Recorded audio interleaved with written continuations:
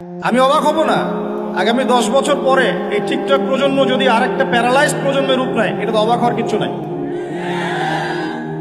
25 বছর আমি চ্যালেঞ্জ করছি আপনাদেরকে, 25 বছর পড়েছেন, আমাকে ছোট ছোট 25টা সূরা শোনাতে পারবেন না। আর 25টা সূরার অর্থ যদি জিজ্ঞাসা করে প্যান্ট গিলা হয়ে যাবে। এই যে ঠিক বলছে আর দাঁত বের করে হাসছে, ভাবখানা এমন আমি এখানে কোনো কৌতুক করছি।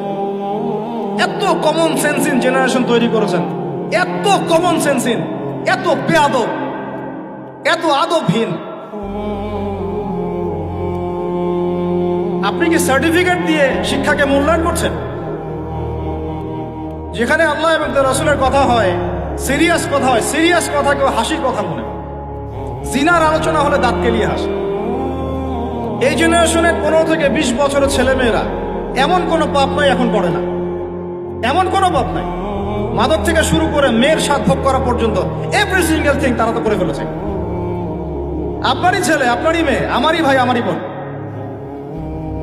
আর এই জেনারেশনকে নবী সাল্লাল্লাহু আলাইহি ওয়াসাল্লাম, সাহাবায়ে কেরাম, তাবেঈন ইজম, 4 ইমাম, মুসলিম উম্মার বীরত্বের ইতিহাস, সালাউদ্দিন আইয়ুবী রাহিমাহুল্লাহ, নুরউদ্দিন জঙ্গি, মুহাম্মদ বিন কাসিম, তারিক বিন জিয়াদ, এই নামই তারা জানে না,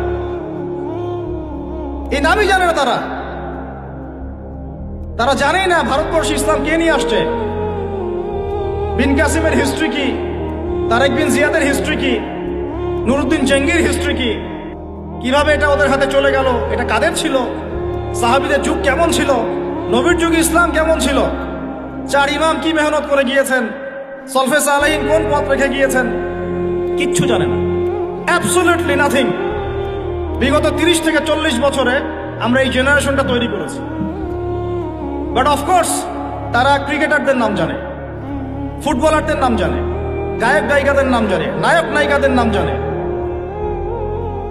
আফসোস, এই জেনারেশনটার জন্য আফসোস।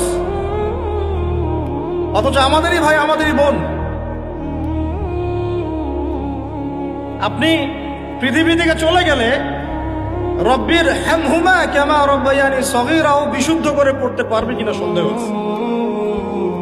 দোয়া করে রব্বির হামহুমা কামা রাব্বায়ানি সাগীরা, একটা বাক্যের মধ্যেই 5টা 6টা বলবো।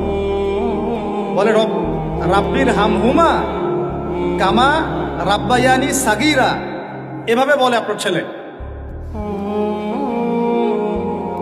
ব্যর্থ পিতা আপনি, একজন ব্যর্থ পিতা, একজন ব্যর্থ মা। যে মা, যে